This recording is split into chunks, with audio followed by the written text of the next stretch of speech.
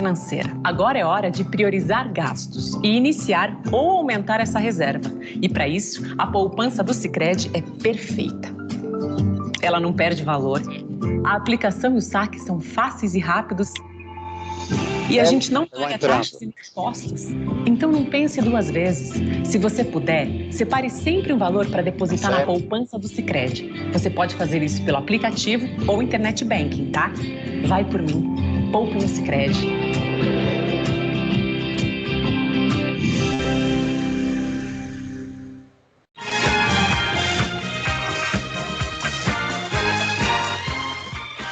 Bom dia.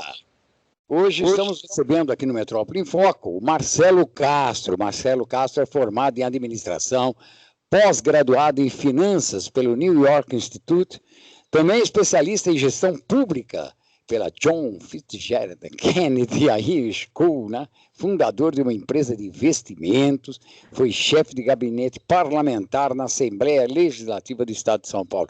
Bom dia, Marcelo. Bom dia, Pedro. É um prazer estar aqui com vocês na Rádio Trianon. Ótimo. Bom, Marcelo, eu vou começar aqui, mais ou menos, fazer um apanhado aqui, que quando a crise, né, essa crise aí que a gente vem passando, não é uma crise paulistana, nem paulista, nem brasileira, é uma crise mundial, né? Então o mundo vai estar bem diferente, né? Pelo menos essa aí é uma percepção de muitos especialistas. Hábitos de consumo podem mudar, novas normas de trabalho, né, estão ganhando aí força nessa inovação todas aí. Bom, como as empresas devem retomar seus negócios aí diante desse novo cenário que ainda é incerto e até desconhecido, né? Nós estamos vendo aí uma retomada, mas ainda é tudo meio que nebuloso.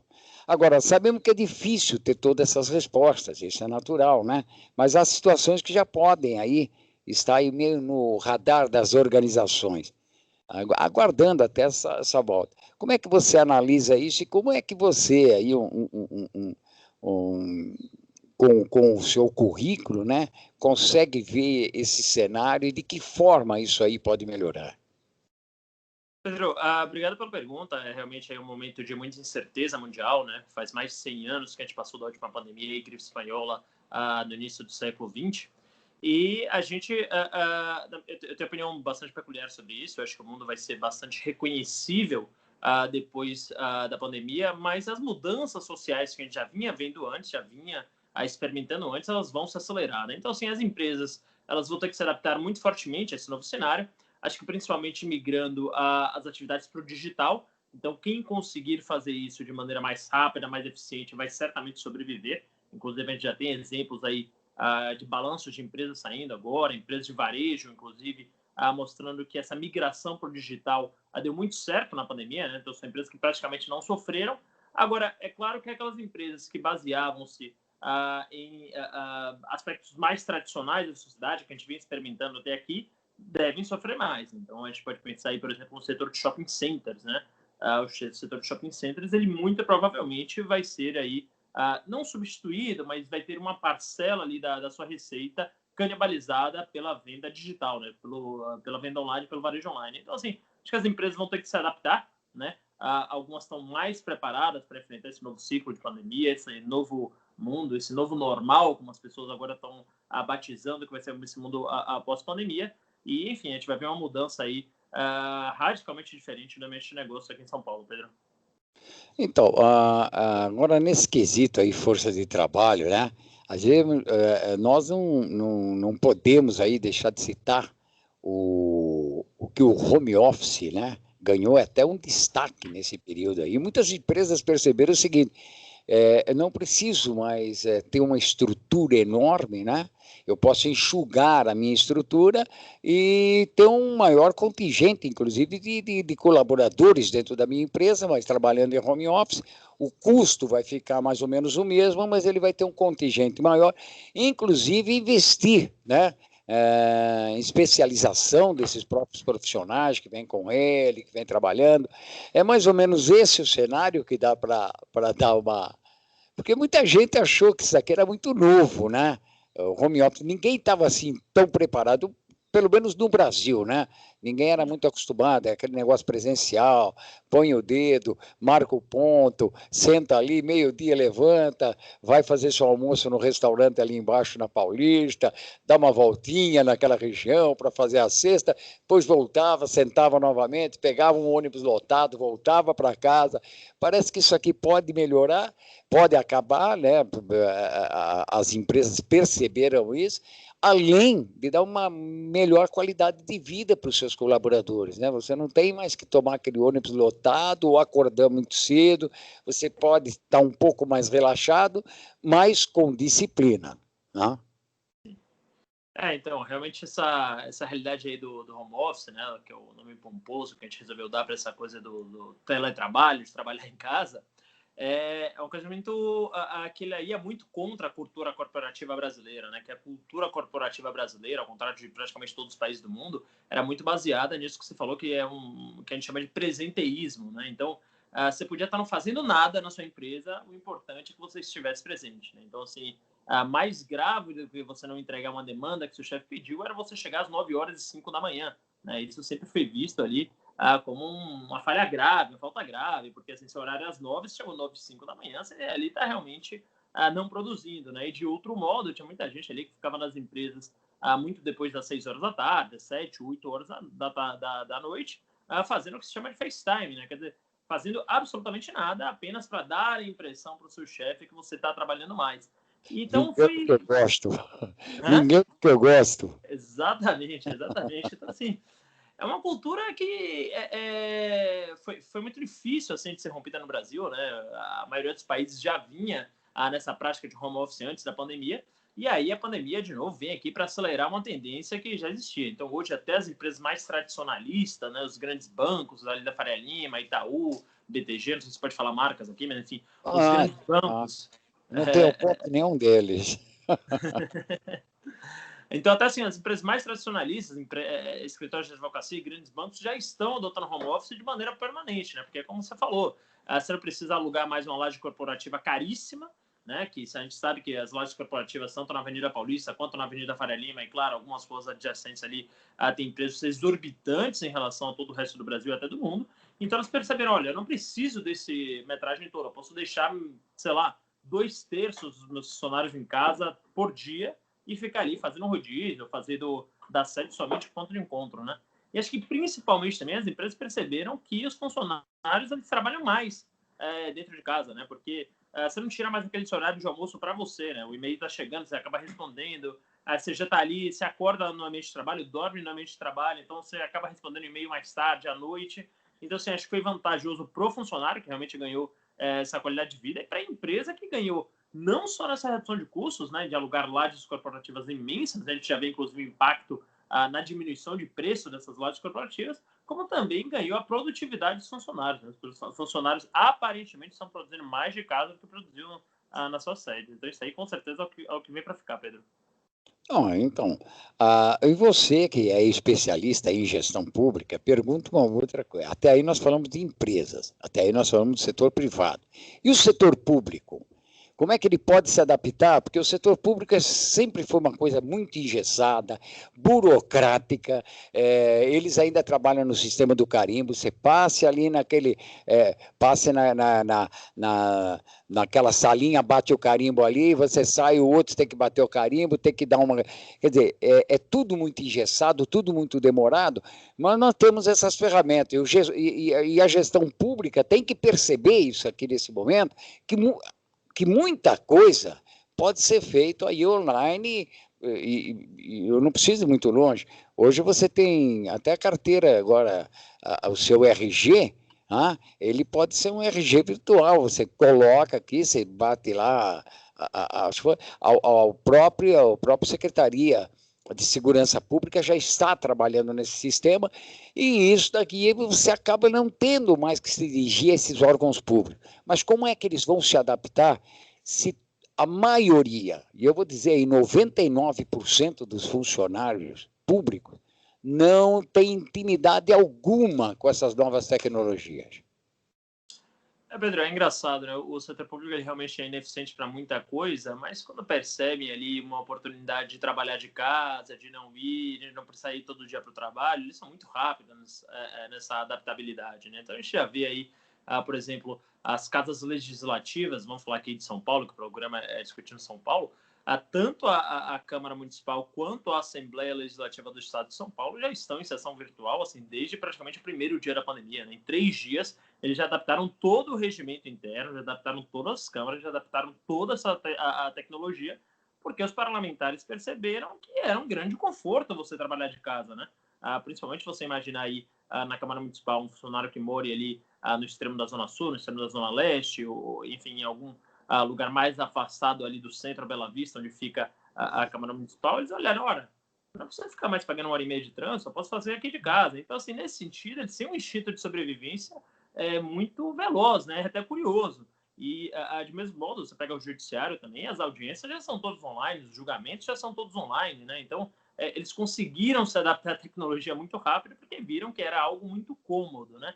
Se fosse algo somente para um ganho de eficiência, é muito provável que eles não fariam. É muito provável que eles ficariam ali realmente na era do carimbo, na era do papel e coisas desse sentido. Mas a partir do momento que o magistrado vê, olha, eu posso morar aqui numa casa perto de São Paulo, posso morar na minha fazenda, posso morar em Juqueí, na praia, e ficar julgando aqui meus processos.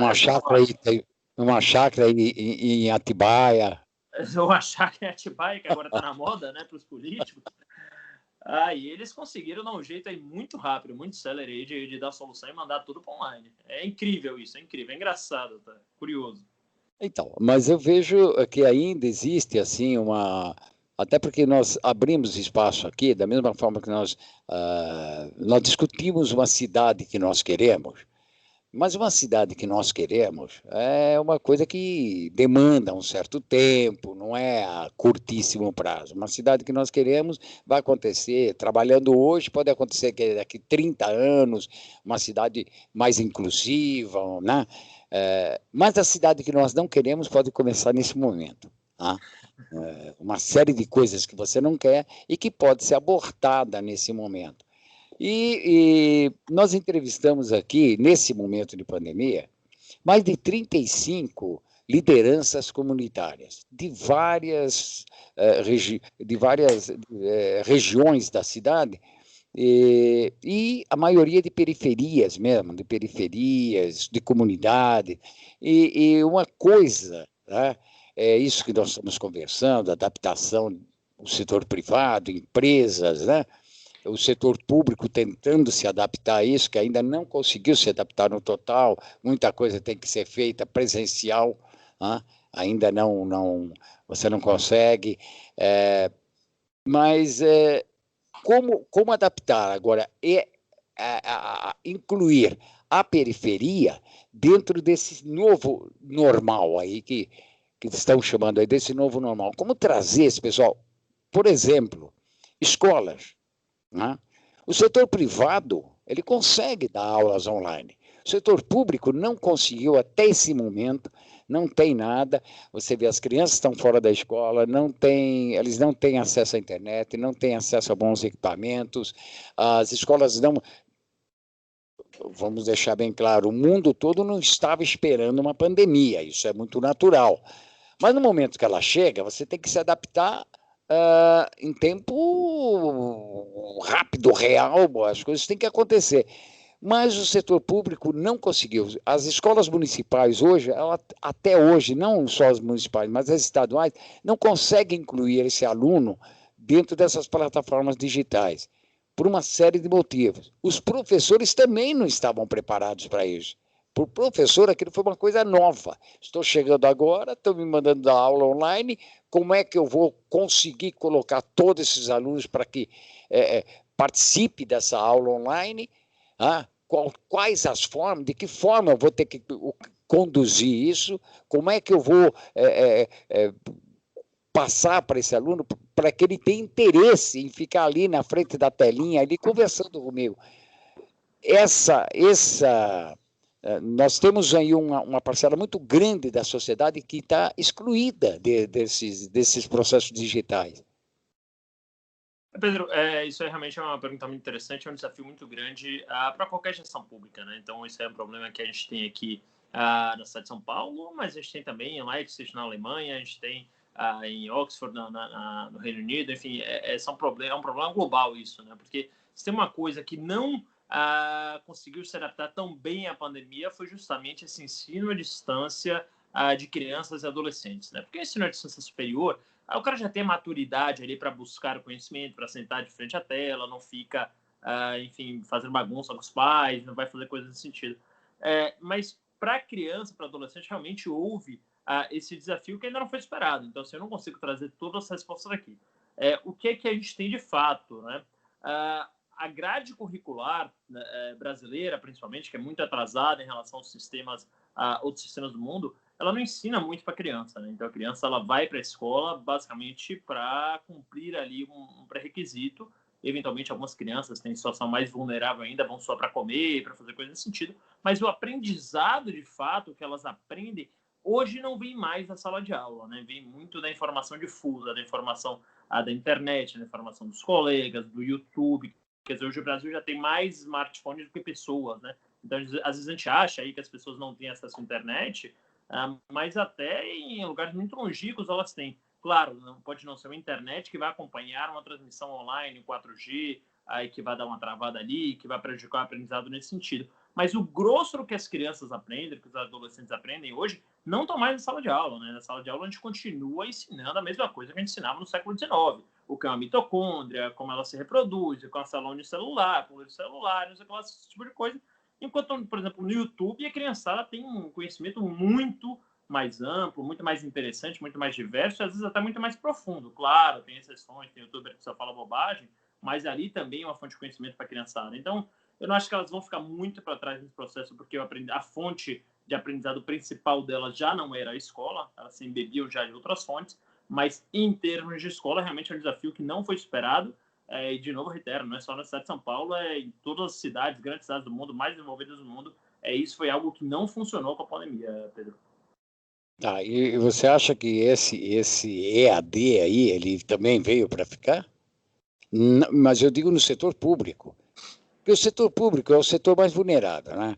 Se a gente Claro. levar em consideração, você colocar o setor privado, e aí eu vou falar o ensino privado com o ensino público, o abismo é muito grande, tá? Inclusive, de uma série, porque se não fosse esse abismo, duvido que estaria todo mundo no setor privado, estaria logo no setor público. Mas o abismo é muito grande. E hoje a gente vê essas coisas. Tanto que as escolas particulares já queriam voltar, estamos preparadas para voltar. Tá? E a escola pública? Olha, ainda nós não estamos preparados para voltar. Vamos aguardar. Era para voltar no dia 8 de setembro, vamos aguardar no dia 7 de outubro, o que eu acho que também é uma grande loucura, o gasto que se vai ter para voltar às aulas, para o aluno ficar estudando 2 meses. Seria muito melhor pegar esse dinheiro que vai se gastar, fazer como muitas cidades fizeram.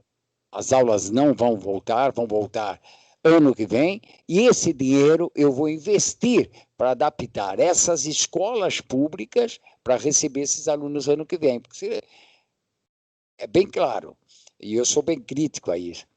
Todo ano começa as aulas, fevereiro, cadê os uniformes? Não tem uniforme. Pô, isso aqui não foi aprovado lá atrás? A gente já não passou por esse problema várias vezes? Ninguém pegou a colinha ali para entender que não vai ter uniforme mesmo?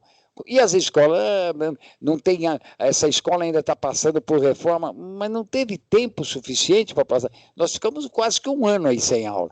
Então, eu penso dessa forma, as escolas não estão preparadas. Como preparar esses professores, esses alunos, para que voltem às aulas no momento em que você não tem nem estrutura para isso? De novo, é um desafio muito grande. Porque, por exemplo, eu vejo algumas escolas aí na França. A França, eles tentaram voltar, colocaram um distanciamento social entre as cadeiras, fizeram tudo aquilo. Só que a gente sabe como é criança, né? A criança vai sair ali, vai dar um intervalo, vai se abraçar, vai jogar bola junto, vai paquerar, vai fazer uma série de coisas que o vírus vai se transmitir. tem até uma piada aí que tá rolando aí na internet com muita força, que é, pô, a escola não consegue controlar nem piolho, vai controlar coronavírus?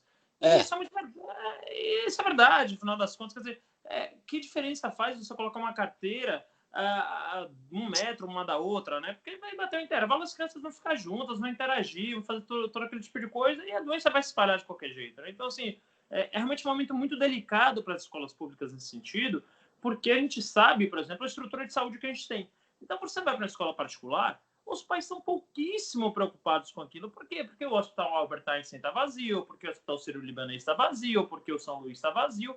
Esses grandes hospitais da rede privada estão vazios. Eles têm toda a estrutura para atender as pessoas assim que chegarem, né? Eles vão chegar lá, olha, eu estou com uma equipe de 12 médicos atrás fazendo toda a série de exames. E para o pessoal da escola pública, que em geral também, além de ser dependente do ensino público, em geral também é dependente da saúde pública, a situação é completamente oposta. Né? A situação é completamente oposta. Apesar de que agora a gente não tem mais sobrecarga de leitos para a Covid, a gente sabe que o atendimento público nesses hospitais é muito pior. Então, às vezes o cara vai ficar ali 3, 4 horas na fila. Só o transtorno, às vezes o cara não vai nem ter um problema maior por desassistência, mas só do cara pensar em ter que dar entrada no hospital desse, o cara já fica apavorado. Né? Então, às vezes, o cara tem uma tia mais velha que não se cuidou durante a vida porque não teve acesso a esses tratamentos de ponta e etc. Desenvolveu algum tipo de comorbidade, uma diabetes que não foi tratada, não foi bem tratada, uma hipertensão, para uma má alimentação, etc. Então, são pessoas com risco muito mais alto. Então, se realmente você voltar agora à escola para dar um conhecimento marginal ali de 2 meses, num distanciamento que a gente sabe que é fictício, né? Uma peça de ficção, você querer fazer um distanciamento social dentro de uma escola, eu também sou absolutamente contrário. Eu não vejo o benefício justificar os riscos para as crianças até que a pandemia esteja mais estabilizada. Então, assim, de novo, não tem uma solução perfeita, a gente não tá, as crianças não estão aprendendo como deveriam via internet, mas a outra solução que é reabrir e vamos colocá-las juntos aqui, na minha opinião, tende a ser pior, Pedro. Tá certo. Bom, Marcelo, nós sabemos aí que há pouco, há 2 semanas, há 15 dias, 15, 20 dias aí, a própria Câmara Municipal aprovou aí um projeto de lei, um projeto-lei aí do próprio Executivo, né, que foi enviado do Executivo, para volta às aulas. Eu estou falando um pouco nisso porque nós temos que olhar para essa geração do futuro, tá? Numa época de eleição que nós estamos vivendo, as eleições vão acontecer esse ano, quer queira ou quer não, sabe? Nós vamos ter que, não sei de que forma ainda isso aí vai acontecer, o TSE, mas isso é responsabilidade do TSE, está lá o ministro Barroso ali decidindo, e acho que ele foi até prudente em jogar as eleições um pouco mais para frente, adiar as eleições, vamos deixar lá para o dia 15 de novembro, mas elas têm que acontecer esse ano porque é constitucional. Tá lá na Constituição, eleições de 4 em 4 anos. Não dá para você, numa canetada, num decreto, querer jogar tudo para 2022, como muitos parlamentares aí queriam. Nós temos que seguir as regras e ponto. Então, essas eleições vão acontecer. De que forma? Não sei. De repente, vão abrir às 6 da manhã, vão fechar às 19 horas, para dar tempo, para não ter mais aquelas aglomerações. Tá? Por outro lado, nós discutimos porque 2 meses de aula, tá? Você ainda vai tirar 2 feriados nacionais, que caem numa segunda-feira, você tira o sábado e domingo, depois você tira, as escolas têm que estar preparadas para as eleições. Normalmente, quando há eleições, as escolas não têm aula na sexta e não têm aula na segunda, né? Porque tem que preparar para chegar às urnas, tomar conta, aquele negócio. Então, você tem aí uma série de datas, de dias, que essas escolas não vão poder funcionar. Então, isso quer dizer, se você olhar mesmo, vamos dizer, em 60 dias, 60, 70 dias de aula aí, você, na verdade, não teria 30, tá? O máximo ainda os 30 dias de aula. E a Câmara Municipal ela aprovou um pacote do Executivo, liberando, né, a hora que voltar às aulas, liberando dinheiro para compra de uniformes. Porque compra de uniformes, esse dinheiro foi liberado lá em fevereiro. Então, eles não podem liberar alguma coisa que já tinha dinheiro. Não sei como é que vai, né? Dois uniformes, as crianças nem tiveram tempo de usar o primeiro, como é que vai comprar o segundo, né? Existe um distanciamento. No próprio protocolo, o máximo ali que você pode colocar dentro de uma sala de aula é 35% dos alunos. Então, uma sala ali que tinha 10 alunos, é 3 alunos e meio. E os outros 65%? Vamos comprar vaga nas escolas particulares.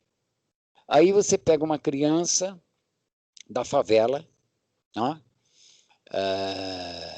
Eu estou sendo bem claro, porque isso nós discutimos com as lideranças comunitárias. Você tira uma criança da favela, põe ela numa escola particular, né, para ficar estudando lá 2 meses, com toda a infraestrutura, com todas acesso a todo tipo de tecnologia. Né? Aí termina o ano, você pega a criança e fala, agora você vai voltar para a escola pública, onde você não tem estrutura nenhuma, não tem tecnologia, você não tem nada. Além, você vai criar um abismo maior. Você vai ter um outro problema, que é um problema de, talvez, até uma evasão escolar. Então, quando eu falo em aprendizado, não é só, olha, eu te dou estrutura e você muito bem pregou aí, hoje você tem uma série de informações. Mas qual é o estímulo do garoto para estudar ou procurar alguma coisa, se ele vê, né, e ele vai presenciar, vai viver 2 meses esse abismo? Deu para você entender mais ou menos o que eu quis dizer? De que forma você coloca alguém... Você tira uma pessoa de dentro de uma escola pública que não tem nada para ele, não ofereceu nada, você leva para uma escola particular que vai oferecer tudo, e de repente você volta e fala, bom, você sentiu como a realidade dos mais ricos é melhor? Volta para a escola. Você não acha que cria um abismo muito maior? Então esse dinheiro não deveria ser aproveitado já pensando que em fevereiro as aulas vão voltar? Então vamos procurar dar um ambiente de igualdade para essas crianças? Pedro, acho que aí passa um pouco pelo Congresso Nacional também, né? A gente tem a vedação de que o ensino ele tem que ser dado exclusivamente pelo Estado, né? Pela iniciativa pública. Então, você não pode dar permanentemente esses vouchers aí para as crianças estudarem na escola particular. Porque, na minha opinião, é um erro, né? Eu acho que o Estado ele é muito bom de pensar políticas públicas, mas ele é muito ruim na execução dessa perna final, né?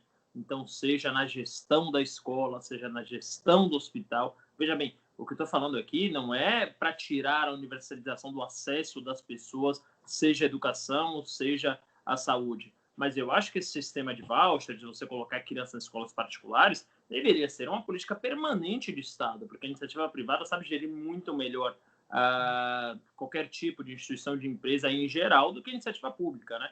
Então, assim, e além disso, né, quer dizer, além de tudo, todas essas vantagens que você colocou, que a escola particular oferece muito mais benefícios às crianças, em termos de estrutura, de professor, de ensino, de disciplina, toda uma série de coisas, ainda é mais barato, né? Então, há estudos aí que apontam que uma vaga na escola pública custa 2 a 3 vezes mais de uma equivalente na escola particular, né? Então, isso, para mim, é uma aberração constitucional que a gente tem. Acho que precisa de uma reforma constitucional nesse sentido. Acho que somente escolas confessionais podem ser privadas e prestarem serviço à iniciativa pública, e, tirando isso, todo o ensino público tem que ser dado essencialmente por escolas públicas, né? Então, acho que a gente podia aproveitar a pandemia, não estou falando de olhar o lado bom da pandemia, porque realmente não tem lado bom numa tragédia desse tamanho, mas pelo menos aproveitar a pandemia para aprender com algumas coisas aí e transformar algumas coisas no Brasil. Acho que o especial é a educação. Agora, assim, se me permite entrar em outra seara que é menos municipalista,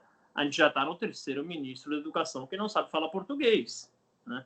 É o terceiro que não sabe falar português. Então, assim, é muito difícil você pensar em implantar um plano de educação nacional quando isso não é a prioridade do governo federal, né? Quer dizer, a prioridade do governo federal é ficar fazendo propaganda para o filósofo da Virgínia Olavo de Carvalho. Não é jamais melhorar o ensino das nossas crianças. Desculpa isso, não sei se isso é uma opinião excessivamente polêmica, mas é literalmente o terceiro ministro da Educação em 18 meses, que já seria uma aberração essas trocas de ministros tão frequentes, mas é o terceiro que não sabe falar a nossa língua nativa. Esse último aí, ele deu um tweet aí exaltando a cloroquina e colocando vírgulas completamente fora de lugar, e enfim, sabendo conjugar o sujeito com verbo. É realmente um negócio assustador que a gente vê em plano federal. Então, eu acho que assim, eu sinceramente valorizo os esforços da gestão municipal, da gestão estadual. Acho que há até boas intenções, em que pese vários erros, mas assim, na federação que a gente vive, onde tudo é concentrado no plano federal, é muito difícil a gente ter um plano sério de educação sem a cooperação do governo, e o governo, infelizmente, não está cooperando, Pedro. Marcelo, eu vou te pedir um minutinho, nós vamos entrar num pequeno intervalo, voltamos logo em seguida, tá? Claro. E lembrando aqui que o Metrópole em Foco ele tem o oferecimento Sicredi. Sicredi é a primeira instituição financeira cooperativa do Brasil. Sabe aquela história que a gente tem tudo sob controle na vida? Na vida financeira, às vezes, não é bem assim. Mas presta atenção nessa dica, que vai fazer diferença no seu bolso. Esse momento cheio de imprevistos não tá fácil. Antes de tudo, temos que manter a calma e seguir as orientações de cuidado com a nossa saúde e de quem a gente ama. Mas isso tudo também faz a gente refletir sobre a importância de ter uma reserva financeira. Agora é hora de priorizar gastos e iniciar ou aumentar essa reserva. E para isso, a poupança do Sicredi é perfeita. Ela não perde valor, a aplicação e o saque são fáceis e rápidos e a gente não paga taxas e nem impostos. Então não pense duas vezes. Se você puder, separe sempre um valor para depositar na poupança do Sicredi. Você pode fazer isso pelo aplicativo ou internet banking, tá? Vai por mim. Poupe no Sicredi.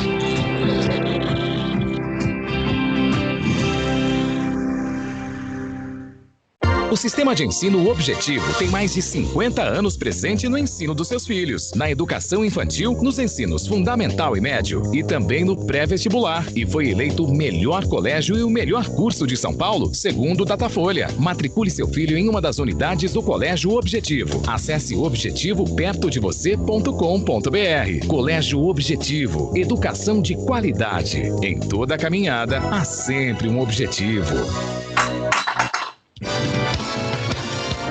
Participe da nossa programação através dos telefones 3289-3580 ou 3253-4845 ou acesse trianonam.com.br. Feitos Assessoria, assessorando o crescimento do seu negócio. Assessoria contábil e fiscal, assessoria em administração de pessoal, legalização de empresa, declarações de imposto de renda, pessoa física e jurídica, licenças CETESB, bombeiros e prefeitura. Entre em contato conosco. Telefone 4705-5107. WhatsApp 99538-8523. 95297-6359. Ou pelo e-mail contato@feitosassessoria.com.br. Avenida das Conchas, 678, Cidade de São Pedro, Santana do Parnaíba. Se você tem dúvidas ou quer receber orientações sem compromisso, consulte a Feitos Assessoria. Rádio Trianon AM 740. Informação, prestação de serviço, utilidade pública. Só podia ser aqui, na Rádio Trianon de São Paulo e Universal de Santos. Trianon.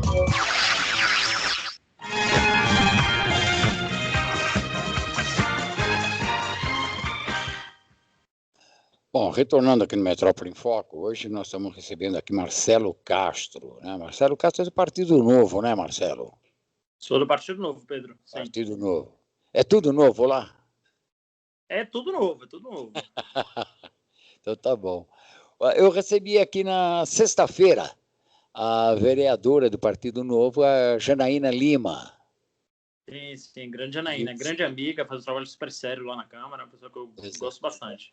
Fiquei de tomar um cafezinho lá, para ver lá que ela falou que é tudo de vidro, eu não conheço ali o gabinete dela. Vou muito à Câmara, mas eu fico naquela gaiola ali dos jornalistas. A gente fica ali meio do lado do plenário ali. Ali é um sufoco. Ah, então, mas não é por nada, né? Um pouquinho mais de melhor ali para nós, né? Fica todo mundo agrupado ali, aí nós ficamos ali numa certa aglomeração, né? Então é uma disputa de veículos de comunicação, quem passa o coronavírus primeiro para o outro, para tirar fora. o, o Marcelo, você falou aí, e isso acho que é um ponto comum para todo mundo, né, que o setor privado, né, ele consegue gerir melhor as coisas do que o setor público. Existem muitas empresas do setor público, né, que elas são, assim, quando não um cabide de emprego, né, ela vira um cabide de emprego ali para colocar seus apaniguados, aqueles negócios. E são empresas assim altamente deficitárias, que não dão lucro nenhum, que não justifica, porque muitas vezes nem sabe para que existe aquilo, por que tem um negócio. E no início do ano, no início de 2017, nessa gestão da Prefeitura de São Paulo, e eu estou falando isso porque nós estamos chegando em época de eleição, né? Nessa gestão, o então prefeito, João Dória, ele falou muito em privatização.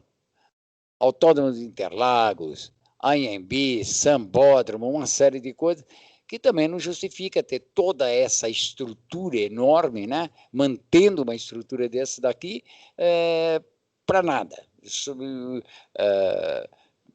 alguma coisa que só consome dinheiro e que você não vê o uso específico daquilo. Autódromo de Interlagos para a Prefeitura de São Paulo só interessa mesmo em época de Fórmula 1. Esse ano, por causa da pandemia, não teve a Fórmula 1, quer dizer, mas o dinheiro é consumido para você manter aquilo lá em ordem, pelo menos em funcionamento, uma série de coisas.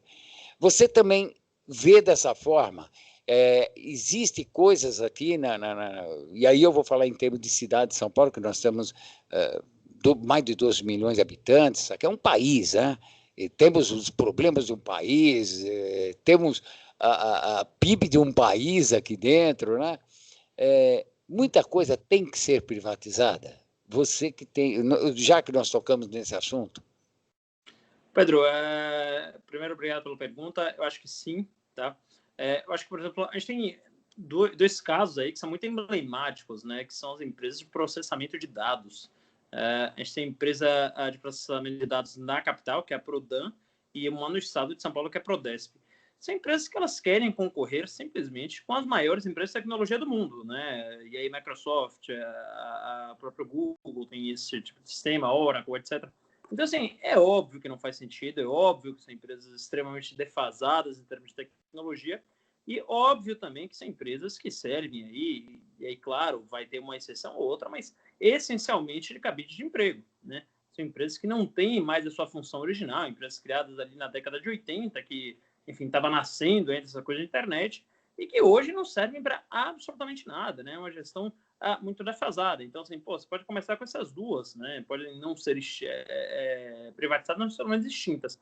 Do mesmo modo, o autódromo é uma aberração, né? Porque ali a Prefeitura de São Paulo gastando um dinheiro desproporcional para manter um hobby da elite, né? Porque quem é que leva um carro ali seu para fazer um track day, para brincar de piloto de Fórmula 1 por um dia, para fazer enfim, eventualmente brincar de kart ou de qualquer coisa.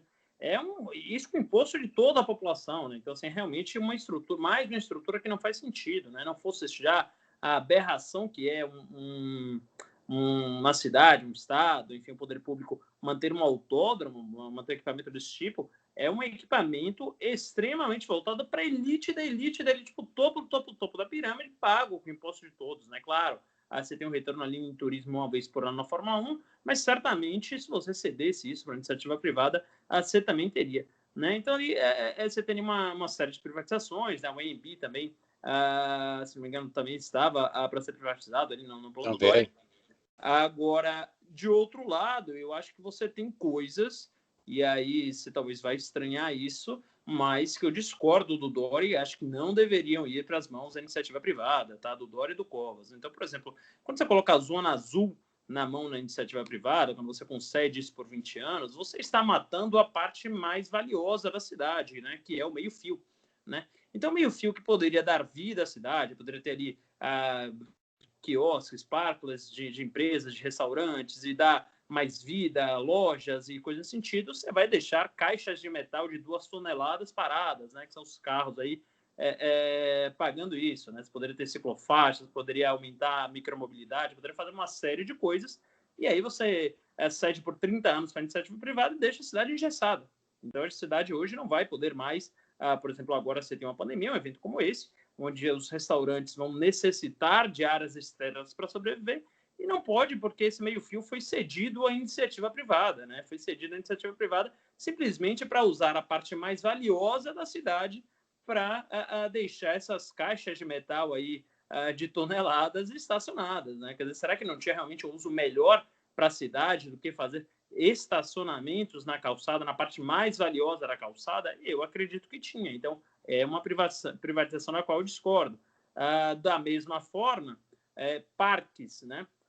Parques são espaços de contemplação, são espaços públicos, são espaços que não dão lucro no mundo inteiro. Então, você vai pegar desde o Central Park em Nova York, nos Estados Unidos, até o Gorky Park em Moscou, na Rússia, enfim, esqueci agora o nome do parque londrino também, que é um grande parque lá, que é o Hyde Park, em Londres.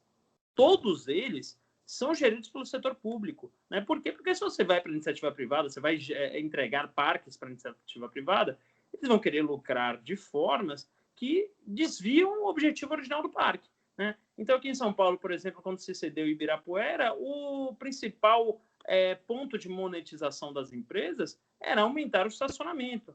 Então, ora, você vai para um parque para ver um estacionamento comendo as áreas verdes, comendo as áreas que deveriam ser para a prática de esporte, ou de contemplação, ou de coisas nesse sentido, não me parece muito lógico, né? Então, qual é, por exemplo, a solução que Nova York deu ao Central Park? Eles fizeram um negócio chamado Central Park Conservação, né? Que aqui você tem uma associação parecida com o Parque Ibirapuera Conservação, e eles vendem pequenas coisas. Então, assim, você conheceu sua namorada lá no Central Park, você pode colocar o nome de um banco do Central Park com o seu nome e o dela, e você vai pagar ali a prefeitura $10 mil por ano de aluguel. Então, você deu ali um presente para a sua namorada, para o seu namorado, seu cônjuge, etc. E ali você tem um modelo sustentável de privatização de parque, né? Então, você pode nomear uma praça, eventualmente, do parque no nome de uma empresa. Então, veja bem, aqui você tem a Praça do Porquinho, se não me engano, no Ibirapuera. Poderia ser a Praça JP Morgan, poderia ser a Praça Rádio Trianon, poderia ser uma praça com o nome de uma empresa, com a placa discreta de uma empresa. Então, esse modelo de privatização de parque, para você aumentar estacionamento, para rentabilizar a operação privada, eu já não concordo. Então, veja bem, não é porque eu sou do Partido Novo que, na minha visão, não, vamos privatizar tudo, toca fogo no parque e vira estacionamento. Não, acho que a gente tem que ter modelos pensando nas melhores práticas que a gente tem ao redor do mundo, né? E certamente essa prática de monetizar parque através do aumento de estacionamento desvirtua toda a função original e é prejudicial a toda a cidade, Pedro. Você falou aí do parque da Praça do Porquinho aí, acho que quem banca ali é a Crefisa, não é o Palmeiras, não? Pode ser, né? Pode ser a dona Leila lá. A dona Leila. O Marcelo, você está falando aí sobre privatizações, o governador aí, ele colocou agora, encaminhou aí um projeto-lei aí para a Assembleia Legislativa, você está sabendo aí, já está, que vai deixar todo mundo aí meio de cabelo em pé aí, porque está mexendo em pesquisas, vai mexer em fundo para as pesquisas, e também fala aí nas privatizações do zoológico, né, da EMTU, que é a Empresa Metropolitana de Transportes Urbanos, da Fundação do Remédio Popular, né, e fala em privatizar. A partir do momento que privatizar a FURP aí, que é a Fundação do Remédio Popular, isso aí deixa de ser o remédio popular para virar um grande negócio para quem estiver comprando aí, porque não existe mais um certo interesse. E uma série de outras coisas que vai trazer aí um certo problema para a cidade. Fala aí em tirar os incentivos do IPVA, né? Tirando incentivo do IPVA, a maioria dessas empresas locadoras que hoje também foi uma coisa que nós discutimos ontem, com uma entrevista com o Luiz Maurício, que é da A Paz, né, e com o Ingo Hoffmann, né, existe uma nova modalidade, né, pelo menos a Volvo está entrando no país com uma mentalidade diferenciada. Você não precisa mais ter carro. Você aluga o carro para quantas horas quiser, um bom carro, isso, aquilo. Isso aí não... essa mentalidade, esse negócio de tirar essa reforma aí, vamos dizer, meio que tributária aí do próprio governo estadual, de tirar esses incentivos, não vai fazer com que as empresas aqui acabem licenciando seu carro em outro estado e rodando aqui, como isso a gente tem visto, né? As empresas de locação de carro têm todas elas a placa ou de Minas Gerais ou do Paraná, porque lá o IPVA é mais barato do que aqui, mas elas acabam... Isso aí não é um grande contrassenso, falar eu vou aumentar aqui e de repente a receita não vem, não é pior a emenda que o soneto? Então, isso é uma discussão também, Pedro, que existe no mundo inteiro, né? Então, o Dória vem com esse projeto, que, na minha opinião, é um projeto essencialmente bom. É um projeto ali que ele vai economizar, se não me engano, 8 bilhões, 9 bilhões de reais por ano aos cofres públicos, vai extinguir ali uma série de estatais ineficientes. Você falou aí da FURP, né, da Fundação do Remédio Popular. Foi, inclusive, alvo de uma CPI na Assembleia Legislativa no ano passado, né? Tamanha os indícios de fraude que existe na FURP, e no final percebia-se que, por exemplo, era a fundação que comprava alguns remédios aí por 4, 5, 6 vezes mais caras do que direto no laboratório, né? Então, em que pese a ideia ser boa, de novo a gente cai naquela coisa que a execução pelo poder público nem sempre é conforme planejado, né? Nem sempre é, ou às vezes até né? Às vezes os planos realmente eram esses mesmo, de fazer o negócio para superfaturar remédio. Mas o fato é que a FURP já vem há alguns anos não cumprindo a sua função social de produzir remédios populares, né? Inclusive, tem se desvirtuado bastante aí nisso e elevando os custos de maneira muito grande. Então, assim, eu sou essencialmente a favor desse projeto. Quando a gente entra nessa questão do desconto do IPVA, e pelo que eu li ali, realmente ainda não tive como me aprofundar muito no projeto, mas ele vai retirar os incentivos do IPVA a carros que usem combustíveis menos poluentes, né? Então, carros elétricos, carros, enfim, com outras motrizes que não forem os combustíveis fósseis. E essa é uma discussão que você vê no mundo inteiro, né? Porque se de um lado você quer incentivar que as pessoas utilizem esses carros, aqui são carros que chegam acima dos 150 mil reais, acima dos 250 mil reais. Então, será que faz sentido, do ponto de vista da justiça tributária, você dar incentivos para os mais ricos, você aliviar a carga de impostos para quem já tem 250 mil reais para despender ali no BMW elétrico, numa coisa nesse sentido? Me parece que não. Me parece que, em que pese a iniciativa ser muito boa, em que pese realmente a gente querer caminhar para energia mais limpa, uma energia mais renovável, não é justo repassar uma conta dos mais ultra ricos de todos, que assim, é alguém que tem, de novo, 250 mil reais para despender num carro elétrico, para os pobres que financiam isso através do ICMS no feijão e o arroz que eles vão comprar no mercado todo dia, né? Que sustentam isso no ISS do cabeleireiro da esquina, que ele vai pagar 20 reais no corte. Então, assim, me parece que do ponto de vista de justiça tributária faz sentido. Em relação ao IPVA, acho que é isso, uma reforma tributária realmente mais ampla vai acabar com essa coisa. Então, Minas Gerais realmente ali dá um incentivo, não me lembro qual alíquota, também, se não me engano, entre 1% e 2% para carro de locador, enquanto São Paulo é 4%. Então, eles licenciam lá e rodam aqui, né? Então, é normal de qualquer sistema tributário tão maluco quanto o nosso. Então, acho que esse tipo de alíquota deveria ser unificada, baixada, mas se não baixada, acho que São Paulo também deveria tomar vergonha na cara e parar de cobrar as mais altas alíquotas de impostos em todas as linhas. Então, a gente tem o maior IPVA do Brasil, a gente tem o maior ITBI do Brasil, a gente tem o maior ITCMD do Brasil, a gente tem o maior IPTU do Brasil, proporcional ao metro quadrado, a gente tem todas as maiores alíquotas do Brasil, né? Isso faz, por exemplo, em termos de empresa, quando as empresas começam a se instalar em cidades vizinhas. A XP já foi para São Roque. É por quê? Porque vai fazer uma sede bonitinha? Também, mas também porque vai economizar 200 milhões de reais de ISS, né? Várias empresas estão aqui em Santana do Parnaíba, estão aqui em Barueri, estão eventualmente em Guarulhos, em Osasco. Para quê? Para pagar menos ISS, empresas de serviço, porque São Paulo cobrar alíquota muito caro e não vale a pena, né? Principalmente em tempo de pandemia, onde você pode trabalhar à distância. Então, acho que está na hora de repensar esse modelo tributário de São Paulo no sentido de reduzir a carga tributária para todo mundo, Pedro. Então, a Câmara Municipal trabalhou em cima aqui de uma CPI, né, dos grandes devedores aí, e pegou várias instituições financeiras, né, vários bancos aí, porque simplesmente a sede deles estava em outro município, e com isso aí São Paulo não faturava. Mas isso que é dessa forma que eu fico pensando.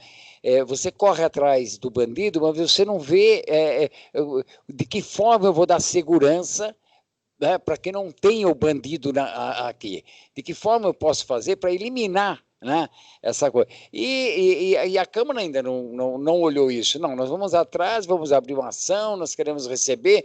Tá, mas e daí? Entendeu? São Paulo ele não seria um negócio de se propor aí um projeto, de se propor alguma coisa, que essas empresas que geram empregos, que geram valores astronômicos, tem aí também uma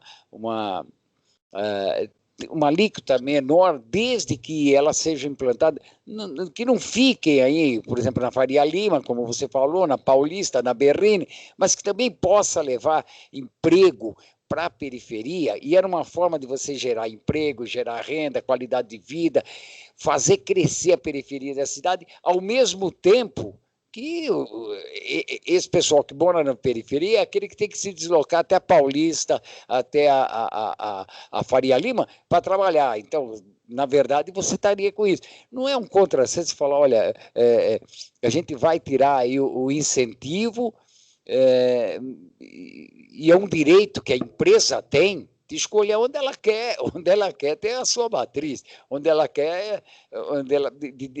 em que local ela quer se estabelecer, é um direito dela. Como você acabou de falar aqui, um está indo para São Roque, outro está indo para Santana de Parnaíba, Barueri, e aí, indo para outros municípios e deixando a cidade, Deus dará. Pedro, primeiro eu acho que, óbvio, o ideal seria que as empresas se instalassem nas periferias. Então, por exemplo, a Zona Leste ela tem 4,5 milhões de pessoas, né, mais que Uruguai e Campinas somados, né? A Zona Leste é um país e são, acho que, mais de 3 milhões de deslocamentos para o centro todos os dias. A solução disso, mais óbvia, parece realmente ser levar os empregos para a Zona Leste, né? Mas se você para pensar, isso é inviável. Não existe cidade no mundo que deu certo sendo policêntrica. Então, eu acho que a solução é muito diferente, né? E essa é uma solução que desagrada. Qual a coisa mais fácil para um político? O político chega lá na Zona Leste e fala, olha, a gente vai abrir aqui, agora tem um projeto grande nesse sentido, o Eixo Platina, né? Que é um eixo ali perto do metrô Tatuapé, enfim, que atenderia ali toda a Zona Leste, seria uma espécie de Avenida Paulista, né? Só que isso não se sustenta porque a cidade ela tem uma força centrífuga, que ela traz as coisas para 2, 3 polos, que é o que você falou, a Paulista, Faria Lima e Berrini. Então, assim, o mais lógico, aparentemente, é levar os empregos para lá, mas o mais correto, o mais difícil, o discurso mais duro, mas é o que dá mais certo, é trazer as pessoas para cá, né? Então, você fala, pô, mas o cara está instalado ali na Zona Leste há 30 anos, o cara quer sair de lá, aí ele vai ter que ter opção. Mas a gente precisa de um plano diretor que ele vá adensar um pouco o centro. O centro de São Paulo, por mais que as pessoas achem, tenham a impressão que não, é pouquíssimo adensado em relação às grandes metrópoles do mundo. A gente tem adensamento aí de 1/10 das metrópoles asiáticas, como Hong Kong e Tóquio, e 1/5 a 1/6 de adensamento das metrópoles europeias, como Paris, Frankfurt e Barcelona, né? Então, assim, cabe gente em São Paulo. Gente não é ruim, ruim é carro, né? Quanto mais longe as pessoas moram, mais carros elas pegam para vir para o centro, mais vira a cidade o inferno. Mas você passar nas calçadas, as calçadas são absolutamente agradáveis, tirando que são esburacadas, etc. Você não tem um congestionamento de pessoas ali, né? Então, assim, a solução acho que passa muito mais de trazer essas pessoas para cá através do adensamento, do aumento do gabarito dos prédios. Então, se São Paulo poder instalar arranha-céus, que não tem nenhum, tem o edifício Itália, que é meia bomba ali. Então, instalar arranha-céus, crescer mais, ter mais verticalização, mais densidade, para que as pessoas possam morar mais perto dos seus empregos, do que fazer a via contrária, levar os empregos para lá, que isso gera uma perda de eficiência para as empresas, uma série de coisas. E nenhuma cidade do mundo se sustenta sendo policêntrica, né? Quer dizer, tendo vários polos, então, tendo vários centros. Então, não adianta você querer colocar ali uma nova Avenida Paulista na Zona Leste, uma nova Avenida Paulista ali no extremo da Zona Sul, uma nova Avenida Paulista no extremo da Zona Norte, porque isso não vai funcionar. As empresas precisam ter lugares onde elas vão concentrar o maior número de pessoas. Então, sou no setor ao contrário. E aí, da mesma forma, quer dizer, quando você traz pessoas para cá, o poder público precisa levar menos infraestrutura para esses extremos, e já se mostrou incapaz de levar. Então, você vai para esses extremos, Zona Sul, Norte, a Leste, Oeste, eles não têm, por exemplo, coleta de esgoto, que é um negócio básico. Por quê? Porque o poder público não consegue chegar tão longe quanto isso. Não tem infraestrutura de transporte. As UBS são prejudicadas. Mas aí não seria abandonar, então, a periferia? Aí, então, estaria abandonando a periferia. Vamos trazer todo mundo, vamos esquecer o resto dos extremos da cidade. Acho que é trazer as pessoas mais para perto. Acho que é trazer as pessoas, fazer com que elas consigam morar em lugares onde o poder público consiga chegar com ônibus, com metrô, com hospitais bons, com infraestrutura, com esgoto, com água. Não é abandonar, falou, fica aí. É falar, olha, você vai conseguir morar mais perto, mais barato, você vai diminuir o preço do metro quadrado, porque mais gente vai poder morar no centro expandido. Então, São Paulo, por exemplo, você tem um centro expandido ali que tem 1,5 milhão de pessoas e uma periferia que tem mais de 10 milhões, mais de quase 12 milhões de pessoas. E onde você vai enfiar todo esse pessoal aqui para o centro expandido? Aí não vão congestionar a cidade, não é não? Você pega o Pacaembu, por exemplo... O Pacaembu, por exemplo, é um bairro que é só de casas, né? Quer dizer, quase um condomínio. Né? Imagina quantos prédios caberiam ali no Pacaembu. Não fala aí. Se você falar assim, eu vou falar do Jardim América, do Jardim Paulista, da Jardim Europa, e olha, acho que nem o Dória vai gostar disso, hein? Já pensou em levar as pessoas para morar no Jardim Paulista, Jardim Europa? Mas assim, no final do dia é verdade. São áreas também, que só tem, mas o custo de vida, a qualidade de vida, quem tem é super complicado. Como é que você vai trazer esse pessoal para falar, olha, vamos fazer um plano diretor diferente, vamos abrir aqui o espaço no Pacaembu para que se construa espigões, Jardim América, Jardim Europa, aquela região ali do Brooklyn Velho, que é só casas também, Chácara Flora. De que forma nós vamos fazer isso para trazer esse pessoal? E o custo disso? Não, o custo é menor, né? Primeiro porque, olha, você para pensar em infraestrutura, a infraestrutura é toda privada, né? Então, você não precisa construir, por exemplo, saneamento básico, o encanamento, quem constrói nos prédios, os espigões, como você fala, são as construtoras, então, para o poder público é menor.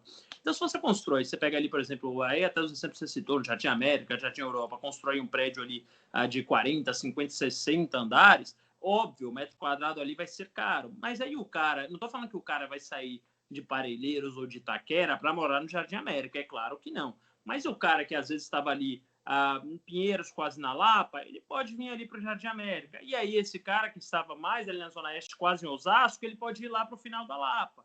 E a cidade vai se adensando, as pessoas vão ficando mais perto das infraestruturas e dos serviços, né? Então, assim, acho que a ideia é trazer as pessoas mais para perto, onde o Estado consegue chegar.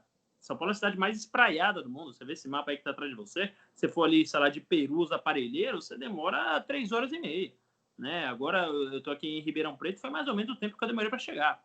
Né? Então, é um negócio surreal o que se espalhou, o que se espraiou a metrópole de São Paulo.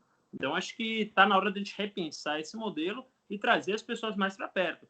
Então, de novo, não é que vai morar do lado lá da casa do Dória, na Rua Itália, Minha Casa Minha Vida, né? Mas assim, você pega, por exemplo, o modelo de Nova York, você pega a foto do Central Park, são só prédios densíssimos, muito grandes em volta do Central Park, e se você quer ter aquela vida de campo, aquela vida mais bucólica, que alguns bairros de São Paulo proporcionam, como Alto de Pinheiros, como até para Pacaembu e até para o Jardim América e Jardim Europa, aí, meu amigo, aí você tem que ir para São Roque mesmo.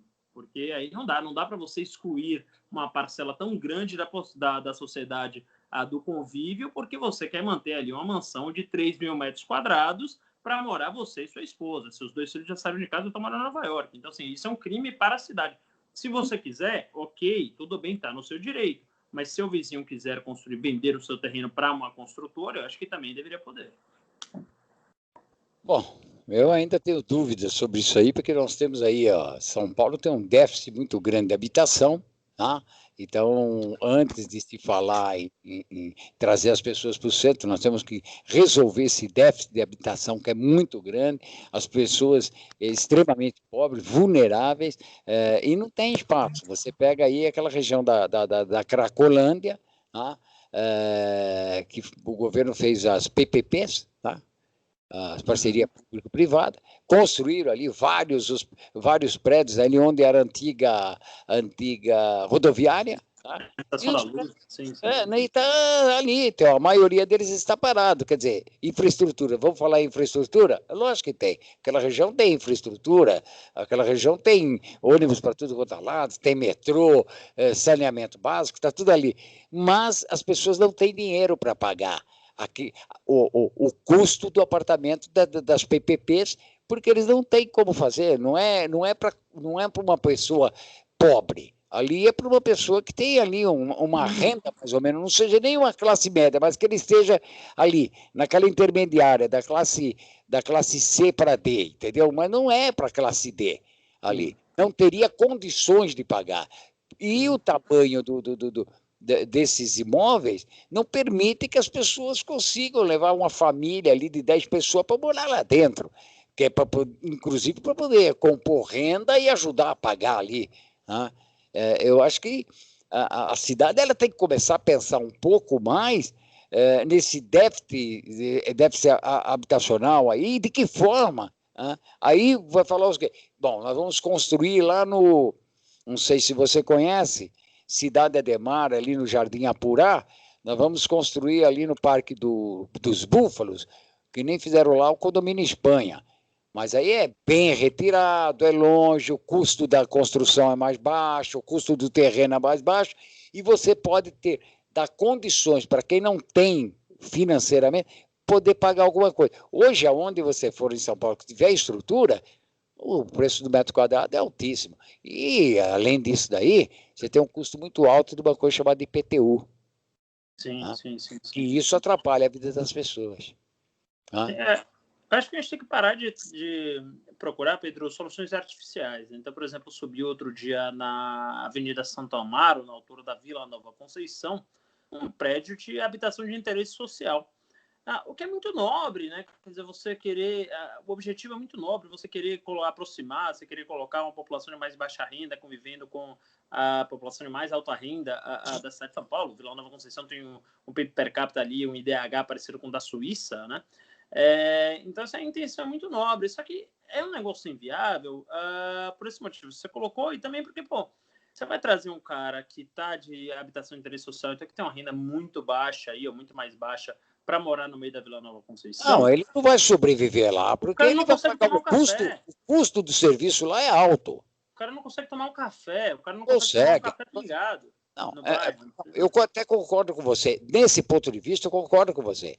Né? Não adianta você querer também construir lá no Jardim América, um prédio, isso aqui, que o custo do apartamento vai custar 10 milhões, e quem é que tem os 10 milhões? O sujeito, como você está falando, do alto da Lapa, vender a casa dele, ele conseguiu 3 milhões naquela casa, não consegue o restante, ele vai financiar?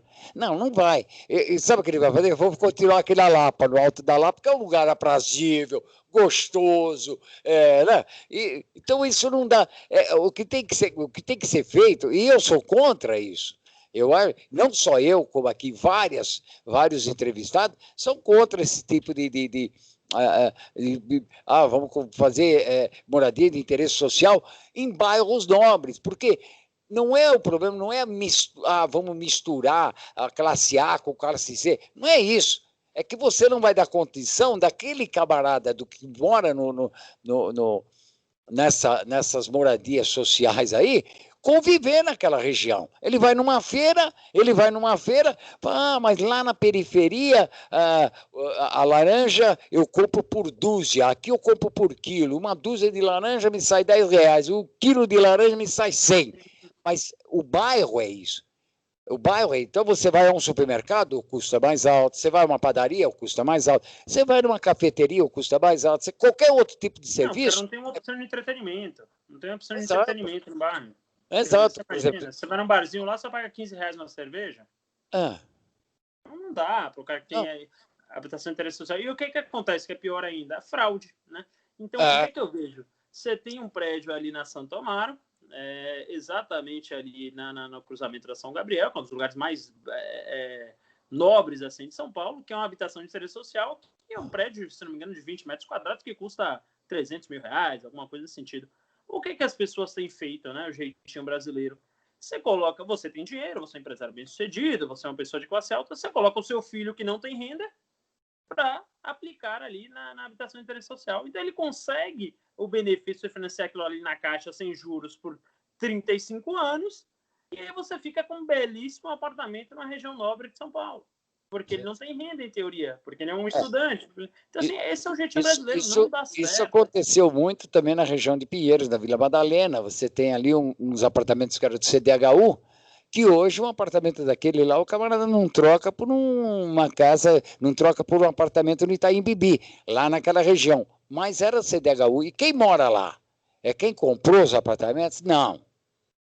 Todos os moradores, ficou um conjunto belíssimo, uma coisa linda. Qualquer um gostaria de comprar um apartamento que era do CDHU, mas ali foi construído na época que a Vila Madalena não era nada, há muitos e muitos anos, e depois foram negociando. Infelizmente, é isso que sai, as fraudes. E o governo não consegue controlar isso. Se conseguisse controlar isso, não tinha expulsado agora 165 alunos que estavam no ProUni, estudando na faculdade de medicina, isso, aquilo, e todos eles iam de carro, ia de BMW para a escola. Mas que baixa renda é essa? Que cotas você queria para uma pessoa que simplesmente se aventurou e passou? E é lógico que ele tinha muito mais condição. Fraude, isso nós temos que terminar. O Marcelo, eu vou pedir mais um minutinho, nós vamos entrar rapidinho no intervalo, depois nós voltamos aqui, ficamos até o final do programa, tá bom? Fechado, claro. Okay. E lembrando que esse programa tem o oferecimento Sicredi, a primeira instituição financeira cooperativa do Brasil. Sabe aquela história que a gente tem tudo sob controle na vida? Na vida financeira, às vezes, não é bem assim. Mas presta atenção nessa dica, que vai fazer diferença no seu bolso. Esse momento cheio de imprevistos não tá fácil.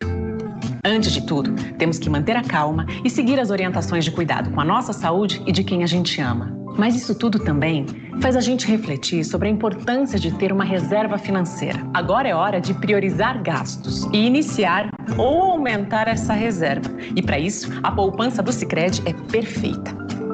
Ela não perde valor, a aplicação e o saque são fáceis e rápidos e a gente não paga taxas e nem impostos. Então não pense duas vezes. Se você puder, separe sempre um valor para depositar na poupança do Sicredi. Você pode fazer isso pelo aplicativo ou internet banking, tá? Vai por mim, poupe no Sicredi.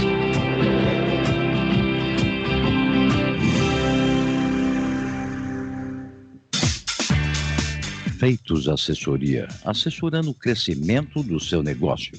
Assessoria contábil e fiscal, assessoria em administração de pessoal, legalização de empresa, declarações de imposto de renda, pessoa física e jurídica, licenças CETESB, bombeiros e prefeitura. Entre em contato conosco.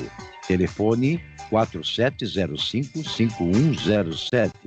WhatsApp 99538-8523, 95297-6359 ou pelo e-mail contato@feitosassessoria.com.br. Avenida das Conchas, 678, Cidade de São Pedro, Santana do Parnaíba. Se você tem dúvidas ou quer receber orientações sem compromisso, consulte a Feitos Assessoria. Há 8 anos consecutivos, Unip é a universidade particular preferida do mercado profissional, conforme ranking universitário Folha. Isenção na matrícula e 50% de desconto de agosto a dezembro para você começar a estudar ainda neste semestre com aulas online ao vivo. E mensalidades a partir de R$ 199. Confira o regulamento no site e faça o vestibular online gratuito. Unip, qualidade comprovada. Rádio Trianon AM 740. Informação, prestação de serviço, utilidade pública. Só podia ser aqui, na Rádio Trianon de São Paulo e Universal de Santos. Trianon.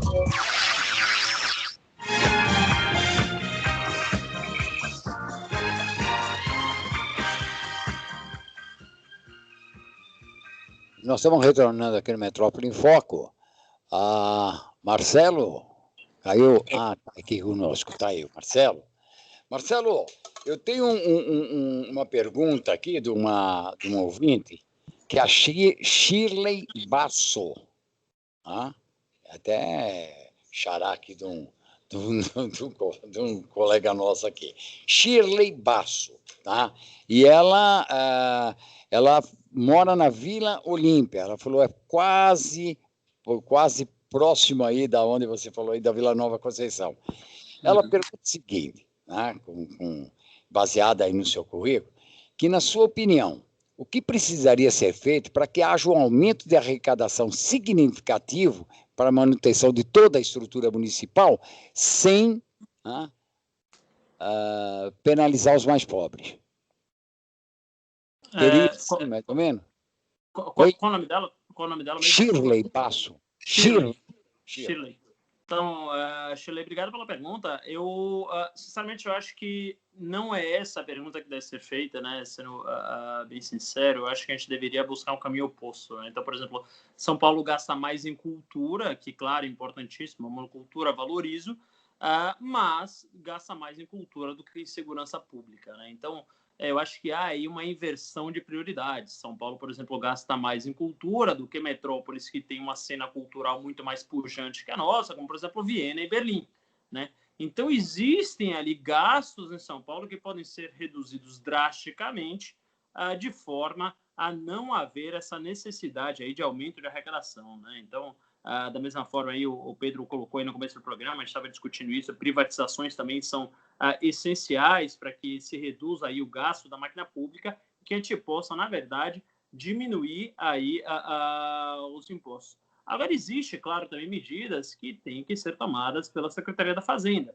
Então, a Secretaria da Fazenda, por muitos anos, foi leniente com esse tipo de prática de sonegar impostos, né, dos grandes devedores, por exemplo, que foi uma CPI que foi na Câmara Municipal. Então, só o Santander, se não me engano, deveria quase 3/4 bilhão de reais à Prefeitura de São Paulo, né? 750 milhões de reais, alguma cifra nesse sentido, por ter instalado uma sede numa cidade vizinha, eu não vou me lembrar qual, mas se não me engano foi Barueri ou Santana do Parnaíba, e realizar seu serviço, ou seja, ter o fato gerador tributário na cidade de São Paulo.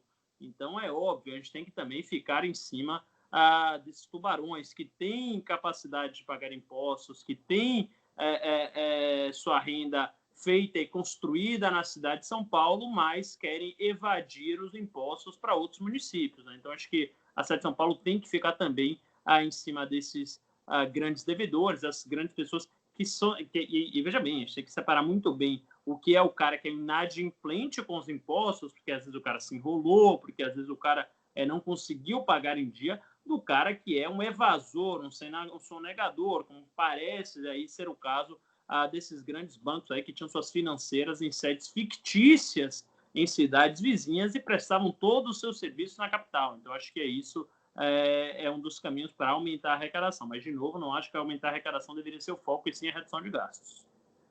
Tá.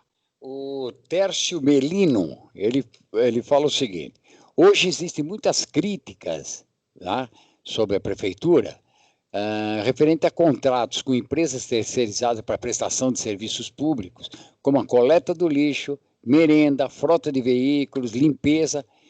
Ele pergunta o seguinte: como é que você vê e de que forma poderia ser resolvido esse serviço terceirizado?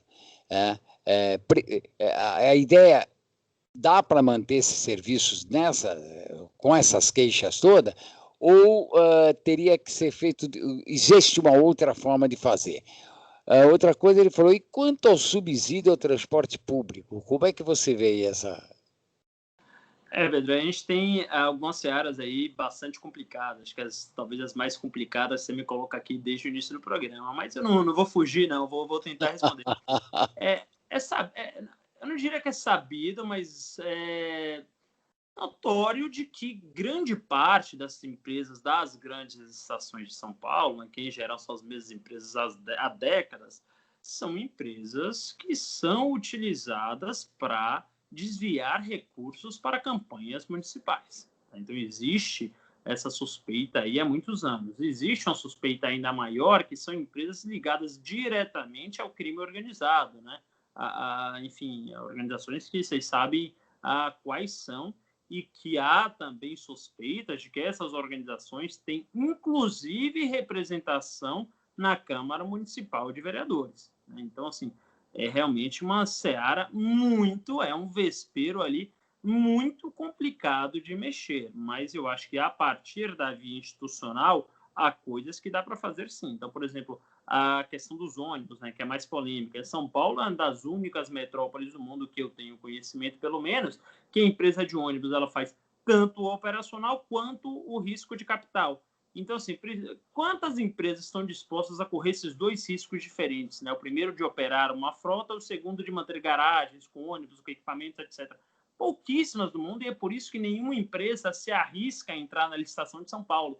Porque sabe que aqui para entrar, meu amigo, primeiro você vai ter dois riscos completamente diferentes, de negócios diferentes. Então, primeiro você vai ter uma garagem com muitos ônibus, etc. O segundo que é o risco operacional ali de fazer as linhas, de contratar motorista, demitir motorista, cobrador, não sei o que lá.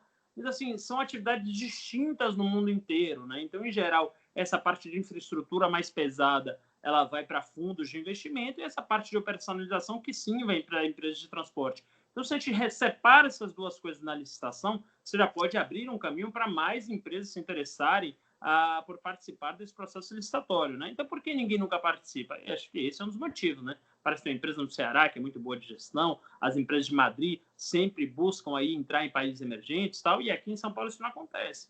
Então, assim, é realmente um negócio muito complicado.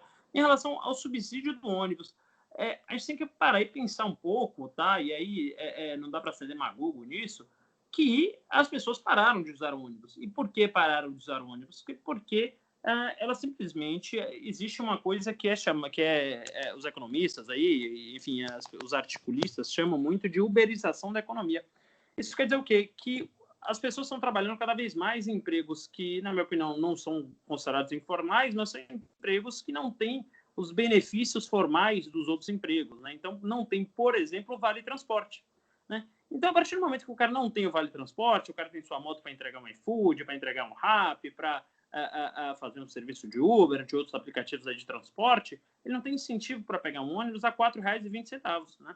Então, ele vai gastar ali 12, 15, 20 reais por dia de ônibus, não cabe no orçamento de uma pessoa que não recebe o vale transporte. Isso é uma ilusão. Ainda mais que o cara tem o seu carrinho próprio para fazer esse tipo de serviço. Então, assim, os ônibus eles vão ficar cada vez com menos receita. E a partir de agora, isso aqui é uma tendência, né? Então, a gente tem que pensar num outro modelo licitatório. A gente tem que pensar também em reintroduzir as vans, as peruas, seja as peruas tradicionais, lá, que também a gente sabia que tinha alguns problemas ali também de suspeita de ligação de tráfico de drogas e organizações criminosas, mas também as alternativas muito mais modernas, né, como, por exemplo, o Buzzer, aplicativos aí de transporte coletivo, né, que seria mais ou menos ali um equivalente a Uber, que fizesse esse transporte para tentar diminuir a quantidade de transporte público. Agora, isso um subsídio sempre vai ter, porque você não pode, enquanto Estado, abandonar um cara que está em Parelheiros, abandonar um cara que está ali no fundo do Grajaú, um cara que está ali no Boimirim, e deixar o cara sem transporte porque aquela linha não é lucrativa, né? Então, você precisa dar um subsídio para essas empresas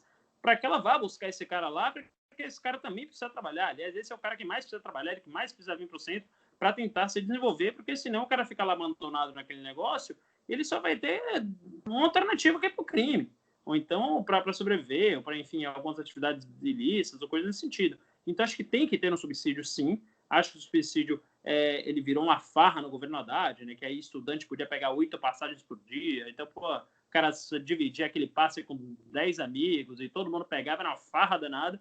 Acho que isso foi acabando nas últimas gestões, na gestão Dória, na gestão Covas foi enxugado.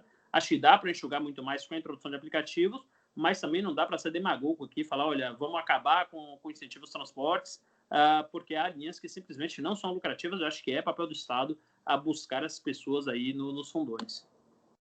Tá certo. E eu tenho aí nós estamos chegando em cima da hora, eu tenho uma pergunta só não é, ela só está questionando um pouco. A Tânia Miller, ela falou o seguinte, que ela mora na Vila Nova Conceição. Ela falou, eu nunca vi esse prédio de interesse social. Onde é que fica isso? Ele fica ali, Tânia, ele fica na Avenida Santo Amaro, mais ou menos na altura da rua João Lourenço, na frente da loja da Arthur Kalimann, tá? Então, do outro lado da rua, ali na Santo Amaro, na entrada do túnel Taqueiro Atagawa. É do outro lado da avenida. Do Não outro é, lado da é avenida. sentido centro-bairro. Sentido centro-bairro. Exato. Ah, ela falou, ó, eu moro lá, mas nunca vi. Olha, você vê que é tão bonitinho que passa despercebido, Tânia. Exato. Ô, Marcelo, nós estamos chegando em cima da hora. Eu gostaria de ter mais vezes aqui para a gente voltar a bater um papo e aí sim, abrir aí as perguntas dos ouvintes, dos nossos internautas aí, para que sentir, né? O que você pode aí nos oferecer, em cima, inclusive, aí, como o próprio Tércio falou, diante aí do currículo dele aí, dá para a gente perguntar algumas coisas aí, quem sabe existe, procurar soluções, né?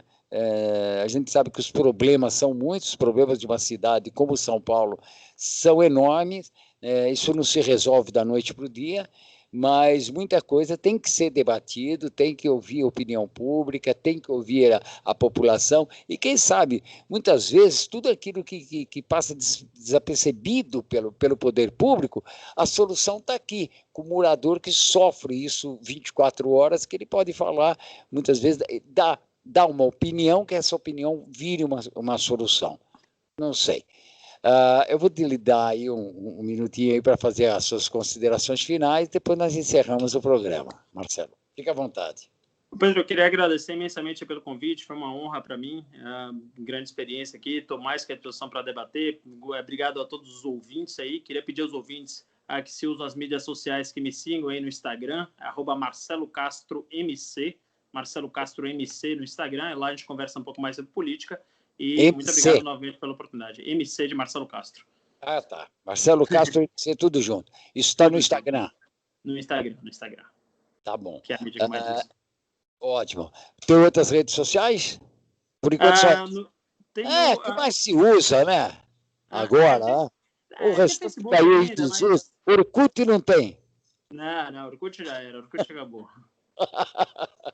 Tá ótimo. Marcelo, eu agradeço a sua presença aqui conosco. Certamente vamos receber mais vezes aqui. Vamos bater no papo aí, vamos discutir um pouco essa cidade aí.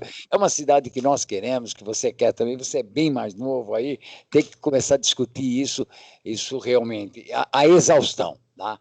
E nós terminamos o foco de hoje, lembrando que esse programa teve o oferecimento Sicredi, que é a primeira instituição financeira cooperativa do Brasil, e você fica agora com Lucas Neto, Melhor para a Melhor Idade. Depois você fica aí com toda a programação da Rádio Trianon. E até amanhã, se Deus quiser. Sabe aquela história que a gente tem tudo sob controle na vida? Na vida financeira, às vezes não é bem assim. Valeu. A gente marca aí um novo encontro aqui. Vamos, Pedro. Obrigadão, hein? Obrigado tá mesmo. Bom, depois eu mando lá para Maria Clara passar para você aí a gravação do programa. Isso aí já está nas redes sociais e agora foi gravado aqui, vai para o YouTube também. Fechado. Obrigado, Fechado. Pedro. Obrigado mesmo. Valeu, um abraço. Outro. Tchau.